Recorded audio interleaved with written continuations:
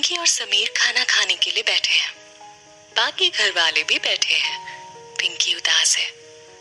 पिंकी खाना खाओ, समीर कहता है। पिंकी चौंक कर जी। चांदनी को इतनी देर क्यों लग रही है मेरे जूते लाने में, समीर पूछता है। मिलेंगे तो लाएगी ना, रौनक कहता है। क्या मतलब? क्योंकि जूते मैंने ऐसी जगह छिपाए हैं कि वो सोच भी नहीं सकती, रौनक कहता है। रौनक तो कभी नहीं सुधरेगा। वैसे जूते छिपाए कहाँ हैं, समीर पूछता है। बड़े भाई के रूम में। पिंकी सुन लेती है और चांदनी को मैसेज करती है। चांदनी मैसेज पढ़ती है। जूते राजीव भैया के रूम में है, रौनक ने छिपाए हैं। तुमसे तो बाद में निपटती हूँ रौनक, पर अब शेर की गुफा में कैसे जाऊं? चांदनी राजीव के रूम के बाहर आती है। वो धीरे धीरे अंदर जाती है। अंदर कोई नहीं है। चांदनी खुश हो जाती है और जूते ढूंढने लगती है।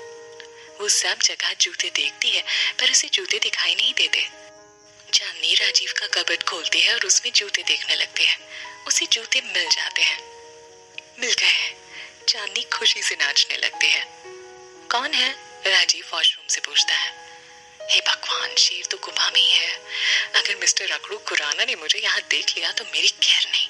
अब क्या करूं? अचानक वॉशरूम का दरवाजा खुलने की आवाज आती है। चांदनी कबर्ड में जाकर बैठ जाती है और अंदर से दरवाजा लगा लेती है। आज बचा लो कान्हा जी। राजीव रूम का दरवाजा अंदर से बंद कर देता है और अपना गीला कुर्ता उतारता है। वो कबर्ड खोलकर उसमें से दूसरा कुर्ता निकालकर कबर्ड बंद करता है। कबर्ड बंद करते ही उसे ऐसा लगता है जैसे अंदर कोई था। वो फिर से कबर्ड खोलता है। चांदनी जूते हाथ में लिए बैठी है। तुम मेरी कबर्ड में?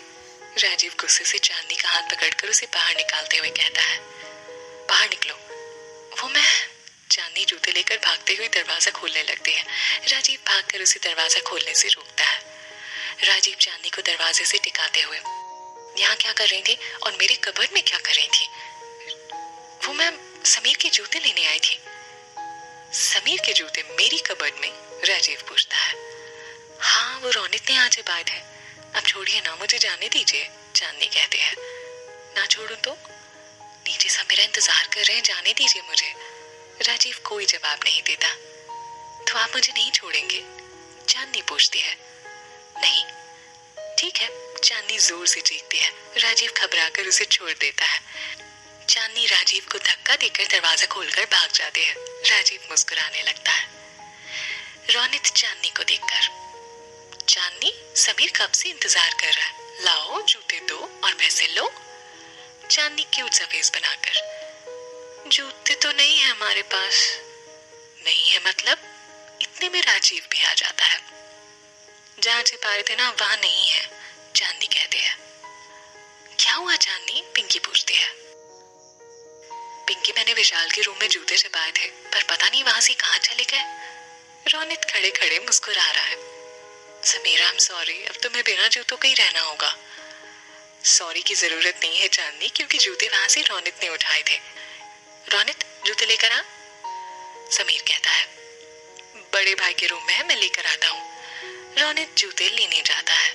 चांदनी खुद से, बहुत स्मार्ट समझते हो ना खुद को, अब आएगा मजा। राजीव धीरे से, ये क्या कर रही है? जूते तो ये अभी मेरे रूम से लेकर आई है। विशाल सुन लेता है। क्या? रौनक राजीव के रूम में जूते ढूंढ रहा है। वो पूरा रूम देख लेता है, फिर नीचे आता है। अरे रौनक, कितनी देर कर दी? वो जूते तो नहीं है, रौनक कहता है। ये क्या मजाक है? मैंने जूते राजीव के कबर्ड में रखे थे पर वहां नहीं है, रौनक पूछता है। व्हाट? मुझे तो पता था कि तू कुछ ना कुछ गड़बड़ जरूर करेगा, समीर कहता है। रौनक, तुम्हें जरूरत क्या थी जूते छिपाने की? शोभा पूछती है। बुआ, मैं तो बस चांदनी को तंग करना चाहता था, बस इसीलिए मैंने ये सब किया, रौनक कहता है।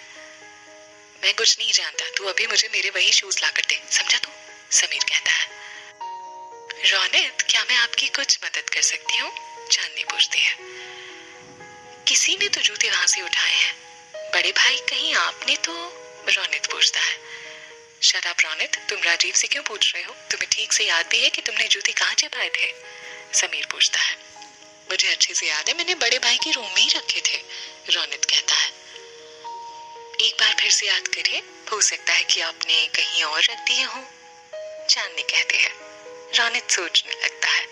चांदनी और विशाल को हंसी आ रही है। अरे यार मुझे सोचने तो दो। चांदनी, पिंकी और विशाल से हंसी कंट्रोल नहीं होती और वो जोर जोर से हंसने लगते हैं। एक मिनट। चांदनी जूते लेकर आती है और समीर के पैरों के पास रख देती है। समीर, ये लीजिए आपके जूते। ये तुम्हारे पास? रोनित कहता है। रोनित, आपने हमारे जूते चुराए और हमने आपके। आप मुझे तंग करना चाहते थे और मैंने आपको कर दिया। चांदनी, आपने मेरी बैंड बजा दी। वैसे आपको पता कैसे चला कि जूते मैंने छिपाए थे? रोनित पूछता है। तुमने खुद ही तो बताया था, चांदनी कहती है। मैंने? हाँ, तुम्ही तो समीर को बताया था, पर आप वहां नहीं थी। पिंकी तो थी, चांदनी कहती है। ओ, अब समझा, पिंकी भाभी ने मेरा सारा प्लान चौपट कर दिया। रोनित कहता है। समीर, मुझे बस 101 ही चाहिए, ये बहुत ज्यादा है।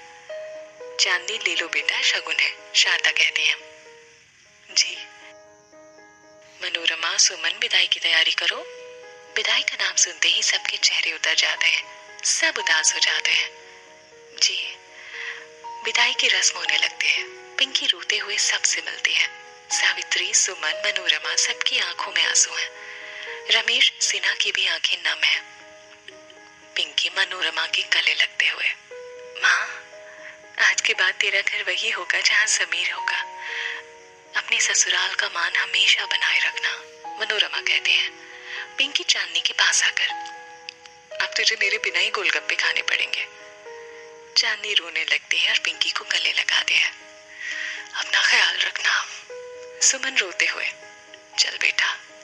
पिंकी रोते हुए, पापा जी, मेरा बेटा। सावित्री पिंकी को गले लगाकर, ऐसा कोई काम मत करना बेटा जिससे हमारा और समीर की फैमिली का सिर शर्म से झुक जाए। उस घर को ससुराल नहीं, अपना घर ही समझना। पूनम जी, मेरी बच्ची मैं आपको सौंप रही हूँ, आज से आप ही इसकी माँ हो, मनोरमा कहते हैं। मैं आपसे वादा करती हूँ मनोरमा जी, पिंकी उस घर में बेटी बनकर गृह प्रवेश करेगी, पूनम कहते हैं। पिंकी विशाल के पास आती है पर कुछ बोल नहीं पाती, बस विशाल के सीने से लग जाती है। विशाल खुद को संभालते हुए, तू भले इस घर से जा रही है, पर एक बात याद रखना, एक आवाज लगाएगी और तेरा भाई तेरे पास चला आएगा। राजीव पिंकी को गले लगाकर, अपना ख्याल रखना और ये भी हमेशा याद रखना कि तुम्हारे 2 भाई हैं। चलो बेटा, पूनम कहती है। विशाल और चांदनी पिंकी को गाड़ी में बैठाते हैं। विशाल समीर को गले लगाते हुए, ये नहीं कहूंगा कि मेरी बहन का ख्याल रखना, क्योंकि मैं जानता हूँ तुम मुझसे भी ज्यादा ख्याल रखोगे इसका। बस ये कहूंगा कि मेरे भरोसे को कभी मत तोड़ना। विशाल, मैं वादा करता हूँ पिंकी को हमेशा खुश रखूंगा, समीर कहता है। समीर गाड़ी में बैठता है, बाकी सब भी गाड़ियों में बैठते हैं। विशाल और राजीव गाड़ी को धक्का लगाते हैं और सब चले जाते हैं। सुमन मनोरमा को लेकर अंदर आती है। सब अंदर आते हैं पर विशाल अभी भी बाहर खड़ा गाड़ी को जाते देख रहा है। राजीव भी कुछ देर वहीं खड़ा विशाल को देखता है और फिर अंदर चला जाता है। चांदनी रोते हुए विशाल के पास आती है। विशाल, चांदनी विशाल के आंसू पोंछती है। अंदर चले? चांदनी, एक दिन तू भी ऐसे ही चली जाएगी, विशाल कहता है। चांदनी रोते हुए, नहीं जाऊंगी, हम ना राजीव को घर जमाई बना लेंगे। विशाल को हंसी आ जाती है और चांदनी भी हंसने लगती है। अब चलो। चांदनी और विशाल अंदर आ जाते हैं।